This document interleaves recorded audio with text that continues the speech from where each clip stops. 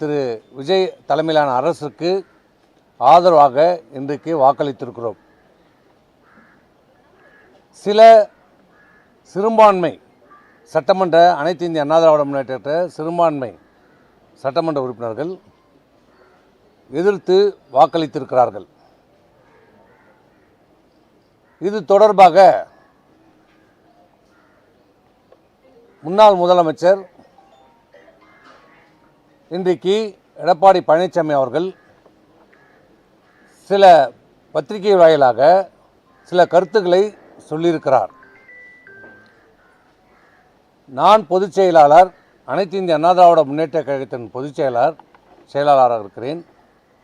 என்னால் நியமனம் செய்யப்பட்ட பொதுச் செயலாளரால் நியமனம் செய்யப்பட்ட கொறடா உத்தரவை மீறி வாக்களித்திருக்கிறார் என்று சொல்கிறார். இதுவே முற்றிலும் தவறான ஒரு கருத்து. சட்டப்பூர்வமாக சட்ட ரீதியாகவும் முழுமையான தவறான ஒரு கருத்தை இன்றைக்கு பொதுவெளியிலே தெரிவித்திருக்கிறார். பொதுச் செயலாளர் கொறடாவை நேரடியாக நியமனம் செய்ய முடியாது. சட்டமன்றம் புதிதாக தேர்ந்தெடுக்கப்பட்ட சட்டமன்ற உறுப்பினர்கள் ஒரு இயக்கத்திலே இப்போ அனைத்து இந்திய அண்ணா திராவிட முன்னேற்ற கழகம் எடுத்துக்கொண்டால்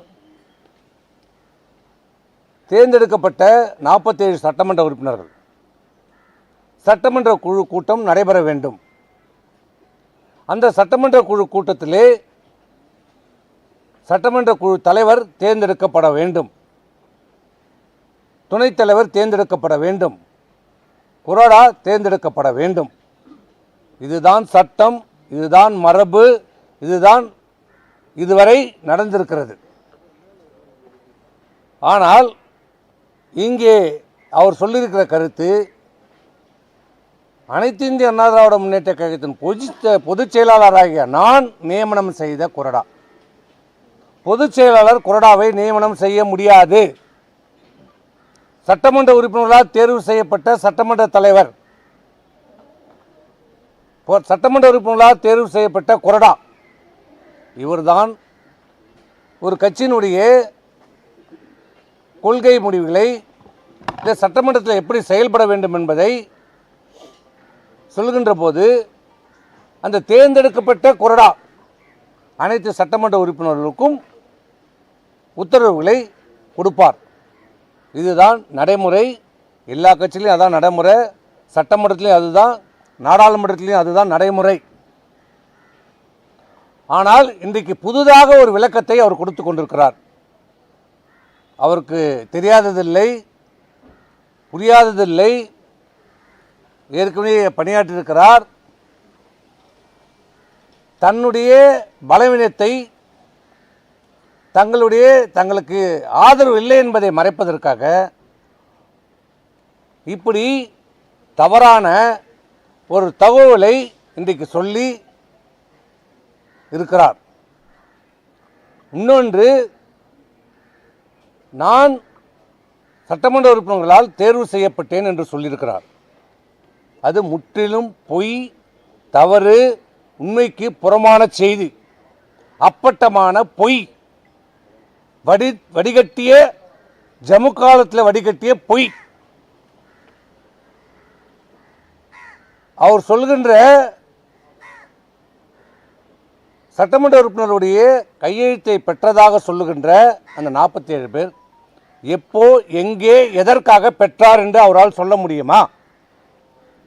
எப்போது சட்டமன்ற கூட்டம் நடைபெற்றது, எந்த தேதியிலே நடைபெற்றது, எங்கே நடைபெற்றது, தீர்மானம் நிறைவேற்றினார்களா? அந்த தீர்மானம் இப்போ 47 பேர் சட்டமன்ற உறுப்பினர்கள் கையெழுத்து போட்டு கொடுத்ததாக சொல்கிறார்கள். அப்படி என்றால் அந்த தீர்மானம் நோட்டிலே அந்த தேதியிலே எந்த தேதியிலே நடைபெற்றது, என்ன அஜெண்டா வைக்கப்பட்டது, என்ன தீர்மானம் நிறைவேற்றப்பட்டது, அந்த தீர்மான புக்கிலே இந்த 47 சட்டமன்ற உறுப்பினர்களும் கையொப்பமிட்டிருக்கிறார்களா என்பதை அவருக்கு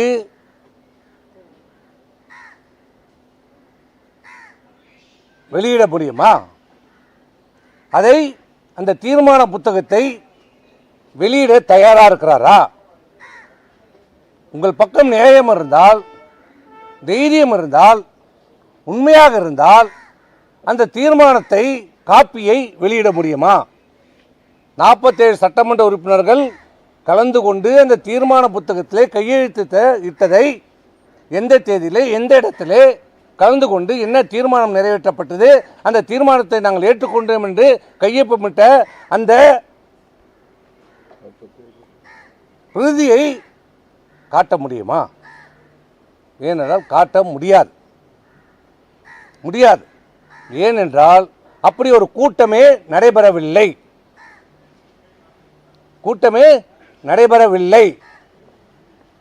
ஒரு போட்டோவை காட்டுவார், நாங்கள்லாம் அமர்ந்திருக்கிற மாதிரி.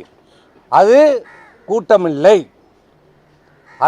அதுதான் நாங்கள் கடைசியாக அவரை சந்தித்து பேசிய போது அவர் சொன்ன கருத்து, எங்களுக்குள் ஏற்பட்ட வாக்குவாதம், அப்போ எடுக்கப்பட்ட படம். சரி, படத்தை காட்டட்டும், ஆனால் நோட்டை காட்ட முடியுமா? கையொப்பத்தை காட்ட முடியுமா? அப்போ நீங்கள் கேட்கலாம், இந்த 47 பேர் எங்கே கையொப்பம் பெற்றார்கள் என்று.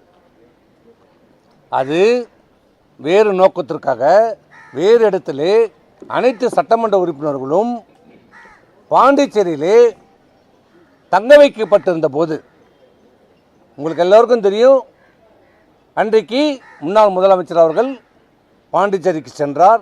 இரவு நேரத்தில் சென்றார், வேகமாக சென்றார், யாரையும் அழைக்காமல் சென்றார். போய் கையெழுத்தை பெற்றார், தனித்தனியாக பெற்றார். அன்றைக்கு அந்த பாண்டிச்சேரியிலே நடைபெற்ற அந்த விடுதியிலே என்ன பேசினார், என்ன சொன்னார் தெரியுமா? அதை சொல்ல அவர் தயாராக இருக்கிறாரா? என்ன சொன்னார்? கையெழுத்தை பெறுவதற்கு என்ன சொல்லி கையெழுத்தை பெற்றார்?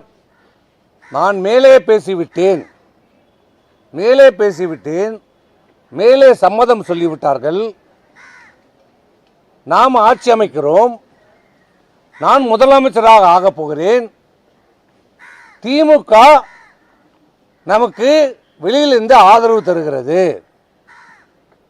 திமுக ஆதரவோடு அனைத்து இந்திய அண்ணா திராவிட முன்னேற்ற கழகம் எடப்பாடி பழனிசாமியாக நான் என் தலைமையிலே ஆட்சி அமையப் போகிறது, நீங்களெல்லாம் அமைச்சராகலாம் என்று ஆசை வார்த்தைகளை கூறினார் என்று அன்றைக்கே சொன்னார். சொன்னாரா இல்லையா? அத்தனை சட்டமன்ற உறுப்பினர்கள் நீ கேட்டிருக்கலாம். பிஜேபி எம்எல்ஏயும் நம்முடைய கட்சியில் இணைந்து கொள்வார். டாக்டர் ஸ்ரீவர்மா ஆயுள் தரும் ஆயுர்வேதா அறுவை சிகிச்சை இல்லா குணம் ஆயுள் கால நிவாரணம். Branch express courier private limited. Domestic international cargo. உங்கள் இல்லம் தேடி வந்து கொரியர் புக்கிங் டெலிவரி செய்து தரப்படும். என்றும் உங்களுடன் மை இந்தியா. முக்கிய செய்திகளை உடனுக்குடன் தெரிந்து கொள்ள சப்ஸ்கிரைப் பண்ணுங்க, பெல் பட்டனை பிரஸ் பண்ணுங்க. என்றும் உங்களுடன் மை இந்தியா.